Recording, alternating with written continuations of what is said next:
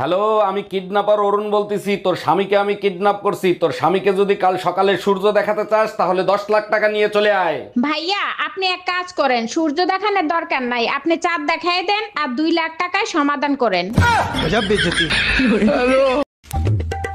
আমি কারোর সাথে মিষ্টি কথা বলি না, কারণ আমি চাই না আমার জন্য কারো ডায়াবেটিস হোক।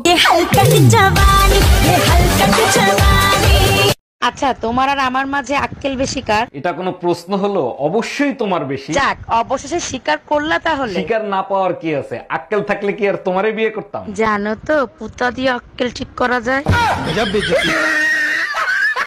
বিয়ে করছি ক মাস? 3 মাস। বাচ্চা হয়েছে ক মাস? 3 মাস। 3 মাসে কি বাচ্চা হয়? কার বাচ্চা লইয়া আইছো? তুমি এসব কি বলতেছো? তো বুঝে গেছে, এখন কি বলি? কিসে মিনমিন করে কি খাও? না না, কিছু বলছি না। তোমার কি কি হয়েছে আমাকে বলো তো। আমি সব যাই না গেছি। আমি এতদিন বোকা ছিলাম, এখন বুদ্ধিমান হয়েছি। মানে কি? 3 মাসে বাচ্চা হয় না, বাচ্চা হয় 9 মাসে। আরে আমিও তো বলি 9 মাসেই বাচ্চা হয়, তো বাচ্চা তো 9 মাসেই হয়েছে। কেমনে?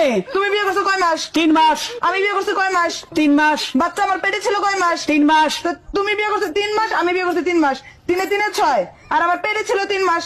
তো 6 এ 3 এ 9, তো 9 মাস হইতে বাচ্চা হয়েছে। দাঁড়া দাঁড়া, আমি সব করি। আমার 3 মাস, এই যে তোমার 3, তোমার 3 আমার 3 মাস, এই যে 6।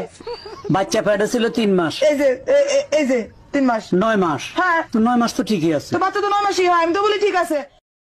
ভালো করে বোঝার চেষ্টা করো, আমি তোমারে বিয়ে করতে পারবো না। এখানে কিসের গন্ডগোল হচ্ছে রে?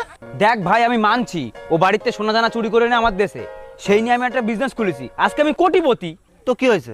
তাহলে তুই বল, এই চোররে আমি এখন কিভাবে বিয়ে করি?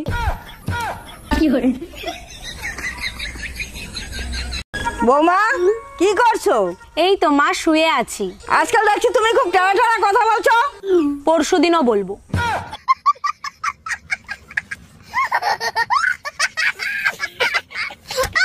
এই তোমার 1 সপ্তাহ ধরে মাথা ব্যথা করতেছে, চলো এমআরআই করে নিয়ে আসি। এমআরআই করতে কত টাকা লাগবে? 8-10 হাজার টাকা লাগবে। ওই টাকাটা আমারে দাও, মার্কেটে একটা শাড়ি দেখছি, ওইটা কিনে নিয়ে আসি। আর তোমার মাথা ব্যথার কি হবে? মাথা ব্যথা তো ওই শাড়ির জন্যই করতেছে।